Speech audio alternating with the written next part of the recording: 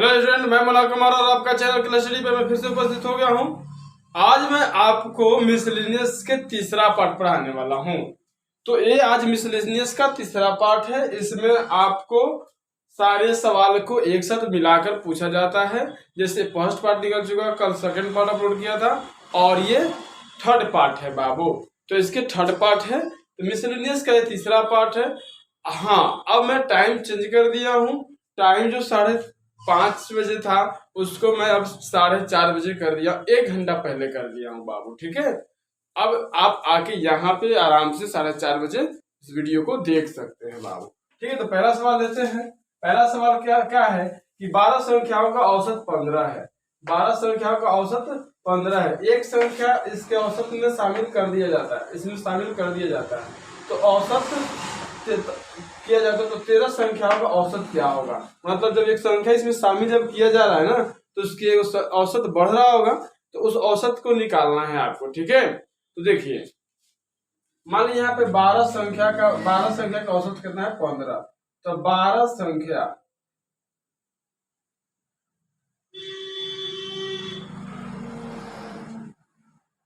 संख्या का औसत, जो 12 संख्या के औसत है, तो 12 गुने 15। ठीक है, 12 गुने 15। जो औसत पूछा जाता है उस औसत में उस संख्या से गुना कर दीजिए, जितना आएगा। तो कितना आएगा? 15 दूना 30 के 0। ठीक है, 15 दूना 30। अब 15 एक 15 3 18, 180 हो जाएगा। इसको जब गुना करें तो कितना जाएगा? आ जाएगा 180 आ जाएगा। अब इसमें एक संख्या शामिल कर रहा है, यानी कि यहाँ पे एक संख्या रख रहा है तो शामिल कर रहा है। तो यहाँ पे उस संख्या का मान कितना है? 41। 41 यहाँ पे जोड़ दीजिए। 1 8 4 12 के 2 और हिवा 1 1 2, 121 आ गया। संख्या हो गया 13, यानी कि 13वां संख्या का औसत कितना? इसमें भागा दे दीजिए। इसमें 13 से भागा दे दीजिएगा। 13 से क्या कर दीजिएगा? भागा दे दीजिएगा। एक मरतबे कटेगा तो कितना आ जाएगा? 9। अच्छा, एक, हाँ, 13 7 91, यानी कि 17 मरतबे कट जाएगा। Option number D. मजा आया बाबू? समझ में आया? समझ में आया तो वीडियो को लाइक कर दो। चलो यहाँ देखो मैंने किया क्या। पहले इसको 15 और जैसे पूछ रहा है 12 संख्याओं का औसत कितना है? 15। तो मैं 12 और 15 को गुना कर दिया तो संख्या का मान निकल गया कितना? 180। इसमें एक संख्या शामिल करते, यहाँ पे मैंने एक संख्या ऐड कर दिया तो 12 1 13 हो गया। उस संख्या का मान कितना है? 41। तो 41 यहाँ पे रख दिया, जोड़ा तो 221 आ गया। 13 से काटा, एक मरतबे काटेंगे तो 9 आएगा। 9 तो एक तो 91 हो जाएगा। तो 13 7 91, यहाँ पे 17 मरतबे ये कट गया पूरा पूरा। तो हमारा नया 13वां संख्या का औसत कितना आ गया? 13वां संख्या का औसत कितना आ गया? 17। समझ में आया बाबू? चलिए नेक्स्ट सवाल देखिए बाबू। चलिए दूसरा नंबर सवाल लेते हैं बाबू। सवाल तो ये भी जबरदस्त है और अच्छा सवाल है बाबू। ठीक है, अब 6 घंटी एक साथ बजती है तथा उनके बजने का समय अंतराल क्रमशः 2 4 6 8 10 तथा 12 सेकेंड है। मतलब इतना इतना अंतराल पे बजता है। तो 1 घंटे में वो कितनी वे घंटियां एक साथ कितनी बार बजेगी? मतलब इतना इतना के साथ वो बजती है। 6 घंटियां एक साथ बजती है तथा उनके बजने का अंतराल है 2 second, 2 4 second, 4 second, 6 second, 8 second, 10 second तथा 12 सेकेंड, ऐसे ही बजता है। तो ऐसे में 1 घंटे में कितना बार बजेगी? तो देखो, इतना तो पढ़ने की जरूरत नहीं है कि जितना दिया है उतना के लघुत्तम ले लो। ठीक है, जितना दिया है उतना के पहले तुम लघुत्तम ले लो। तो चलो बात, हम क्या करते हैं? पहले लघुत्तम ले लेते हैं। ठीक है, 2 4 6 8 10 और 12। अब एक ऐसा लघुत्तम सोचो इसे जिसे पूरा कट जाए। तो एक ऐसा लघुत्तम जो देखो पूरा कटने के लिए इसके लघुत्तम 120 हो सकता है। अब चाहे निकाल के देख लो। 2 से 1 2 3 4 5 और 6। ठीक है, इस तरह से 2 से 3 लगा लो, 1 3 2 5 3, 3 से लगा लो, 1 2 5 1।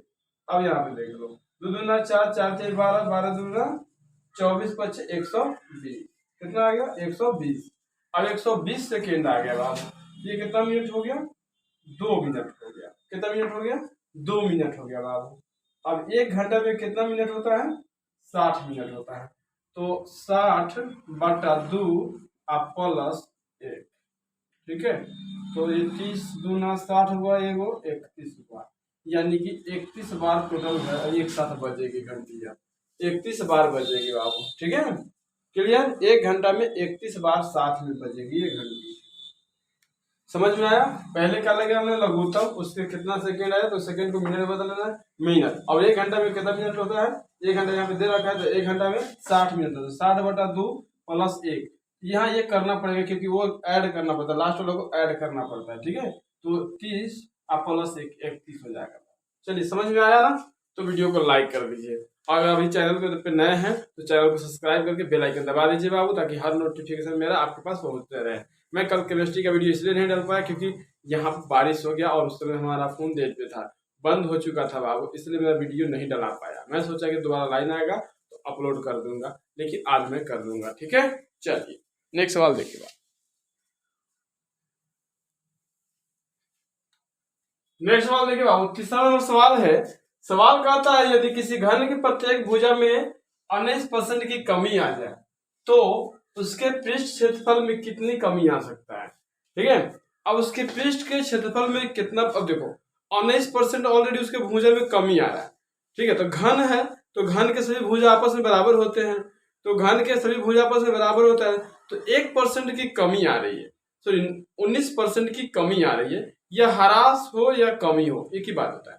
तो 19% की कमी आ रही है, तो 19% की कमी आ रही है, तो उसके क्षेत्रफल पर क्या प्रभाव पड़ेगा? तो घन होता तो उसको और विधि लगाते, लेकिन क्षेत्रफल पे है तो सभी एक ही विधि लगता है, आपको बताया गया है। जितना कमी आ रहा है उसको यहाँ पे लिखेंगे। तो कितना परसेंट की कमी आ रहा है? 19% की कमी आ रहा है, तो 100 में से 19 घटा लीजिए, कितना आ जाएगा? 81 आ जाएगा ना, आ जाएगा, ठीक है। 81% बच जाएगा ना। आखिर उसमें जो बचना है 81% तो बच जाएगा ना, 81% बच जाएगा। चलिए, तो ऐसे क्या करना, 100 गुने 81/100, फिर 81/100, इसको 2 बार कर लेना। 800 से 00 खत्म। 81 में 81 से गुना कर लो तो कितना आ जाएगा? 81 में 81 से गुना करके देख लेगा, ऐसे गुना कर दो तो ये 81 हो जाएगा, 8 हो जाएगा और 64 हो जाएगा। तो 1 8 16, ठीक है, और यहाँ पे 4 1 5 और 1 6, ठीक है। कोई दिक्कत? 65 यहाँ पे हो जाएगा, तो ये हो गया 65 61 बट्टा कितना 100, 3 जगह 100, तो हो जाएगा 65.61। क्लियर? 65.61। अब इसको 100 में से घटा लीजिए, इसको 100 में से घटाना, इसमें से 100 घटाना पड़ेगा। तो 100 में से घटा के देख लो, तो घटाने आता है ना जी, दशमलव में ऐसे घटा के देखिए, मैं बताता हूँ। ऐसे कर लीजिए और ये 0 ऐसे बढ़ा दीजिएगा, ठीक है। 1 6 5 6 ऐसे, तो यहाँ पे क्या हो जाएगा 9, यहाँ पे क्या हो जाएगा 4, यहाँ पे 3, और यहाँ पे 9 है तो 5 गया तो 4, और यहाँ पे 9 है तो 6 गया तो 3, यानी कि 34.39%, 39, यानी कि 34.39% हो जाएगा इसका आंसर, राइट आंसर। बस ऐसे ही करना है, सिंपल बात है, आसानी से बना सकते हो। ये देखो थोड़ा सा ये कटना फटना थोड़ा सा डाउट वाला चीजें था, ये सब नॉर्मल चीजें आती है एग्जाम में, ठीक है। तो आप थोड़ा सा कैलकुलेशन पे ध्यान रखोगे, आराम से हो जाएगा। मैंने इतना सिंपल इसलिए बताया क्योंकि आप भी हो सकता है कि किसी के कैलकुलेशन अच्छे होते हैं और किसी के कैलकुलेशन कमजोर होते हैं, तो सारे लोग समझे इसीलिए ऐसे बताया गया। मैंने पहले ही बता दिया हूँ कि मैं 3rd डिवीजन वाला को इंजीनियर बना देता हूँ, आप तो टॉपर हो भाई।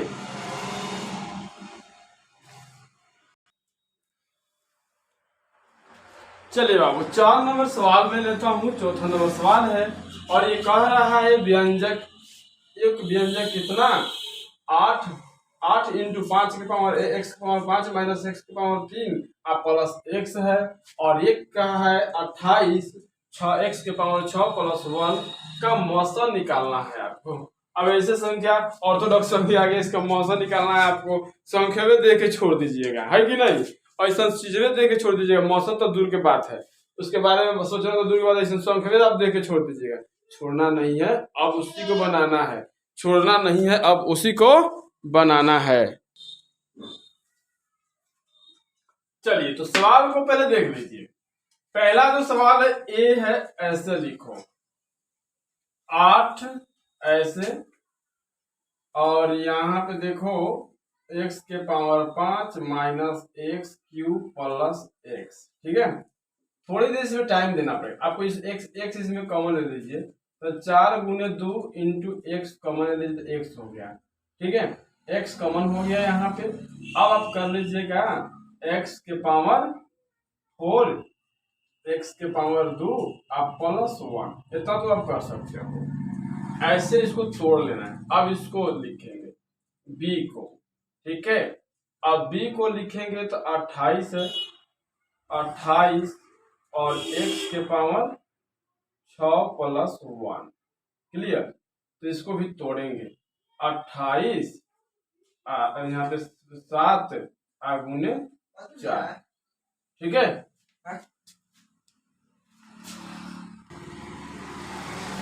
तो ऐसे तोड़ लेंगे 7 चौका 28, और इसको एक्स क्यूब प्लस 1 के क्यूब कर दीजिए।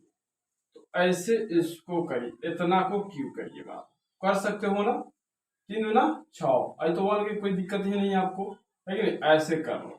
तो इसको एक बार तोड़ोगे, यहाँ में थोड़ा आपको नीचे नहीं दिखेगा इसलिए मैं इधर लिख रहा हूँ, ठीक है। अब देखिए आपने तोड़ा इसको 7 4 तो तोड़ लिया, अब क्या कर लिया x प्लस 1 ऐसे कर तो एक्स स्क्वायर हो जाएगा ना, इसका स्क्वायर है तो स्क्वायर हो जाएगा, ठीक है। अब एक बार तोड़ेंगे तो x के स्क्वायर के क्यू होता है, जिसका स्क्वायर करेंगे तो 2 दूना 4 हो जाएगा, माइनस एक्स स्क्वायर प्लस 1।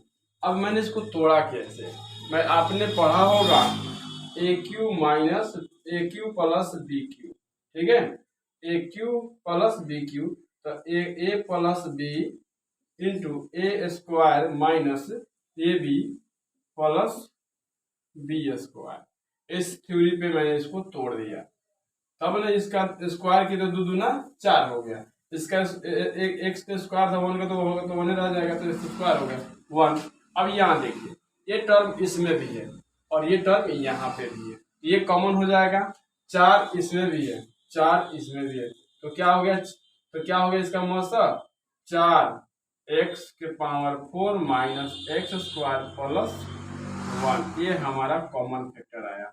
यही हमारा क्या है, मॉ एंड सॉ हमारा यही है, मॉ सॉ।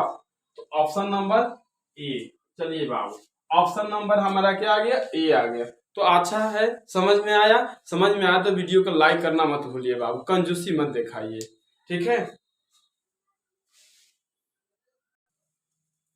सवाल नंबर 5, यदि एक समानांतर श्रेणी का 10वां पद 52, 16वां पद 82 है तो हो तब उसका 32वां पद ज्ञात करें।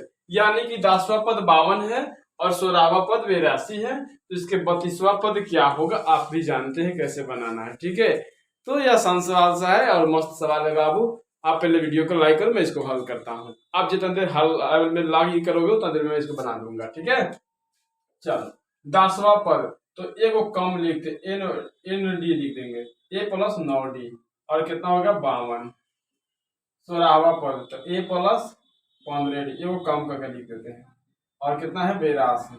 चलो विलोपन विधि तो आता है ना, भल बताए थे अभी, इसको ऐसे काट दो, खत्म हो गया, इसको घटा दो तो 15 में से 9 हो गया 6 माइनस 6d, ये कितना आ गया 0, और 8 में से 5 गया 3, 32, खत्म, 6 पच्चे 30, 6 पच्चे 30, यानी कि डी का मान कितना आ गया बाबू 5, डी का मान कितना आया 5, डी का मान समीकरण 1 में रखिए, यहाँ पे लिया के रख दीजिए, तो ए प्लस 9 गुने 5 बराबर कितना 52, यहाँ पे रखेंगे 9 × 5, ये डी यहाँ 5 आया तो यहाँ पे डी के जगह पे रख देंगे 5, तो 9 × 5 तो 9 × 5 = 45, 52 - 45 घटाइएगा तो कितना आ जाएगा, ए बराबर आ गया 7, ए बराबर कितना आ गया 7। तब कितना मान पूछ रहा है, 32वां पूछ रहा है, यानी कि ए प्लस 31 × डी, हाँ ना, तो ए का मान कितना है 7 और 31 × 5, ठीक है। तो 5 और 6 3 × 5 = 15, 55 + 7 जोड़ दीजिए तो 7 × 5 = 12 के 2 और 5 × 1 = 6, 162। Option number C. समझ में आया, मजा आया। ऐसे ही सवाल को हल करना है, ऐसे एपी का जो सवाल आएगा ऐसे ही हल कर दीजिएगा बाबू। मस्त सवाल है, जानदार शानदार सवाल है, इस तरह से हल कर दीजिएगा। आशा करते हैं कि आपने लाइक कर दी होगी, ठीक है। ये भी सवाल बड़ी मस्त है बाबू, ठीक है। और 6 नंबर सवाल है, गजब का सवाल है बाबू, ठीक है। कह रहा है एक पेंसिल की अधिकतम लंबाई क्या होगी जिसकी आयताकार बॉक्स की बीमा 8 सेंटीमीटर है, 6 सेंटीमीटर और 2 सेंटीमीटर है, तो उसमें कितना लंबा, मतलब अधिकतम कितना लंबा पेंसिल रखा जा सकता है। मैंने इसको बताया था कमरे की अधिकतम लंबाई क्या हो सकती है, बांस रखने की अधिकतम लंबाई क्या हो सकती है। इसने बांस की जगह पर पेंसिल पूछ लिया है बाबू। तो कोई बॉक्स है और उसमें अधिकतम लंबा कितना पेंसिल रखा जा सकता है उसमें, ये आपसे पूछ रहा है। तो बांस हो, पेंसिल हो, पेन हो, कोई मतलब नहीं हो सकता है। आपको बस सूत्र पता होना चाहिए, L² + B² + H², ठीक है।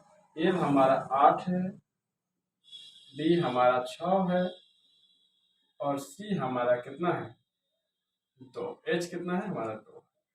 ये हो गया 64, 36, 4, 104 हो गया। ये कितना हो गया 104 हो गया। ये पूरा जोड़ेंगे तो कितना आ जाएगा 104 आ गया। तो ये 26 चौका हो जाएगा, कितना हो जाएगा 26 चौका 104 हो जाएगा। तोड़ेंगे 26 को तोड़ेंगे तो 26 चौका 104 हो जाएगा, क्योंकि यहाँ देख लो है ना, यहाँ से 6 चौका 24 और 4 दूना 8 2 10, 104। तो ये 2 बाहर चल जाएगा तो 2√26 हो जाएगा, यानी कि ऑप्शन नंबर सी। क्लियर, ठीक है। मजा आया बाबू। ये बांस की लंबाई हो सकता है, पेंसिल की लंबाई हो सकता है, जो पूछे उसका यहाँ पर लंबाई हो सकता है। पेंसिल की अधिकतम लंबाई,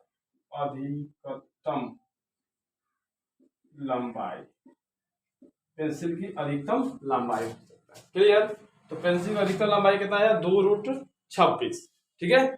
बनाने आ गया बाबू, समझ में भी आया। चलिए क्या किया मैंने, L² B² H², तो 8 का 64, 6 का 36, 2 का 4 जोड़ दिया 104 और 4 26 चौका 104 होता है, तो 4 बाहर चल जाएगा, 26 रह जाएगा, ठीक है।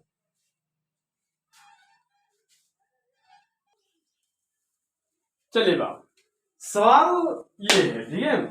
दी गई आकृति में यदि AB पैरेलल है CD के, ये दोनों क्या है समानांतर है, APQ 50 डिग्री तथा PRD 127 डिग्री है, तो अब X और Y का मान ज्ञात करें। जब सवाल तो सुनकर तुम्हें ज्योमेट्री के सवाल देख के बहुत ही भारी लगा हो और हो सकता है कि तुम यहां से छोड़कर भाग भी जाओ, या फिर एग्जाम में तुम बैठो तो सवाल ही छोड़कर भाग जाओ। मैंने बोला है भागना कभी प्रॉब्लम का सॉल्यूशन नहीं होता है। आप अगर लाइफ में भाग रहे हो तो किस चीज से भाग रहे हो, अपने आप से भाग रहे हो, और अपने आप से कहां तक भागोगे। जहां भी जाओगे एक नया प्रॉब्लम शुरू होगा, जहां भी जाओगे नया प्रॉब्लम शुरू होगा। कितना भागोगे, कितना भागोगे, ये पृथ्वी कम पड़ जाएगा भागते भागते। भागना प्रॉब्लम का सॉल्यूशन है ही नहीं। आप रुको, डटो और लड़ो। समस्या इतनी बड़ी समस्या नहीं हो सकती कि आपको समस्या पहुंचा सके। समस्या इतनी बड़ी समस्या नहीं हो सकती कि आपको समस्या पहुंचा दे सके। समस्या तो आप खुद हैं जो भाग जाते हैं। आप पहले भागना छोड़ो, रुकना सीखो, और रुक जाओगे उसी दिन आप जीत जाओगे, ठीक है। भागना कभी प्रॉब्लम का सॉल्यूशन नहीं है। ठीक है। जब हमारे पे किसी तरह अननोन फोन आता है तो हम क्या कर देते हैं, ब्लॉक कर देते हैं। फिर दूसरा बार वो आदमी करता है, तीसरा बार करता है, अब ब्लॉक कर दे। कितना ब्लॉक करोगे, एक बार उसको जवाब तो दो कि है कौन। भागना कभी प्रॉब्लम का सलूशन नहीं है, ठीक है। रुको, लड़ो और डटे रहो अपने लक्ष्य के आगे। भागना प्रॉब्लम का सलूशन कभी नहीं हो सकता। चलिए देखिए नेक्स्ट सवाल देखिए। मैं अगर जिस सवाल को आप छोड़ के भाग रहे ना, इसको मैं यूं हल करके दिखाऊंगा। बस देखो यार, भागो नहीं, भागना प्रॉब्लम का सलूशन नहीं हो सकता। आपने एकांतर कोण तो पढ़ी होगी, ये अंतः एकांतर कोण है, तो जितना ई है उतना ही ई है एकांतर कोण से, यानी कि ये 50 डिग्री हो गया। चलो ये एकांतर कोण इतना जितना ई है उतना ई है पूरा, तो उतना में हमको 50 डिग्री पता चल गया। तो 127 में से 50 घटा लेते हैं ना, पता चल जाएगा कितना आ गया। तो 7 और 12 में से 5 गया 7, यानी कि ये भी आ गया हमारा, y भी हमारा कितना पता चल गया 77। एगो 50 बन चुका है, एगो ई बन गया, तो 77, यानी कि 50 थी, 50 से 77। ऑप्शन में देखिए 50 77। भागना सोल्यूशन है क्या, रुकना सोल्यूशन है? एक बार के बाद में बताऊंगा, चलो कभी नेक्स्ट बार बताता हूँ आप लोगों को, ठीक है। या देखो, भागना कभी सोल्यूशन नहीं होता है। आप रुको, सोल्यूशन चुटकी बजाने से निकलता है। देख लिया ना, ये एकांतर कोण से x का मान जितना ही है उतना ही है, तो x का मान 50 डिग्री निकल गया। अब ये पूरा यहाँ से यहाँ तक एगो कोण है, तो यहाँ से यहाँ तक एक कोण है, तो ई इसका एकांतर कोण है, अंतः एकांतर कोण है, तो ई जितना होगा उतना ई है। इनमें से 50 बन गया, पूरा 127 है, तो 127 में से 50 घटा ली तो कितना आ गया 77, यानी कि ऑप्शन में 50 77 है। टक सीना मारेंगे, गट सीना रिजल्ट आएगा, है कि नहीं। भागना सोल्यूशन कभी हो ही नहीं सकता, ठीक है। नेक्स्ट सवाल देखिए बाबू, चलिए बाबू लास्ट सवाल और 8 नंबर सवाल है बाबू। यदि sine theta plus cos theta बराबर √2 है, तब थीटा का मान ज्ञात करिए। देखने में छोट है लेकिन ये असरदार है बाबू, ठीक है। ये अच्छा सवाल है। चलिए यहाँ पे sine theta plus cos theta बराबर √2, दोनों और वर्ग कर दो, करो। इसमें करने में कोई दिक्कत है नहीं। Sine square theta plus cos square theta आप plus 2 sine theta into cos theta बराबर 2। इसको मैंने क्या किया, a प्लस बी के होल स्क्वायर पे तोड़ दिया। ये पूरा को मैंने क्या किया, a प्लस बी के होल स्क्वायर पे तोड़ दिया। इतना का मान आप 1 पढ़े हैं। 2 sine theta into cos theta बराबर 2। 1 घट जाएगा तो क्या बचेगा 1, तो 2 sine theta into cos theta बराबर 1 हो गया। अब इतना का सूत्र हमने पढ़ाया है मैट्रिक एग्जाम में, इस साल भी पढ़ाए हैं। इस पॉलिटेक्निक के लास्ट थ्योरी में भी मैं पढ़ाया हूँ, सबसे स्टार्टिंग में ही पढ़ाया हूँ। तो ये हो जाएगा साइन 2 थीटा बराबर 1, ठीक है। मैंने पढ़ाया हूँ, ऐसा सूत्र दिखाया हूँ। साइन 2a बराबर, इधर तो दिख नहीं रहा होगा, इधर मैं लिख देता हूँ आपको। साइन 2a बराबर 2 sine theta A 2 sign A into cos A. ये मैं पढ़ाया हूँ, आप देख लोगे जाके, वीडियो पीछे जाकर देख लोगे, मैंने ये सूत्र पढ़ाया हूँ, ठीक है। इसी का यहाँ पे इस्तेमाल कर दिया मैंने, ये कोई बात नहीं समझे। तो यहाँ पे हो जाएगा साइन 2 थीटा। अब यहाँ पे 2 थीटा बराबर हो गया साइन इनवर्स 1, साइन इनवर्स 1। तो साइन 1 का मान होता है कितना 90, साइन इनवर्स का मान कितना होता है 90। तो 2 थीटा बराबर आ गया कितना 90, 45 दूना 90, यानी कि थीटा का मान कितना आ गया 45, ठीक है। थीटा का मान कितना आ गया बाबू 45, ऑप्शन नंबर ए। क्लियर, ठीक है। आशा करते हैं कि आपको समझ में भी आया होगा।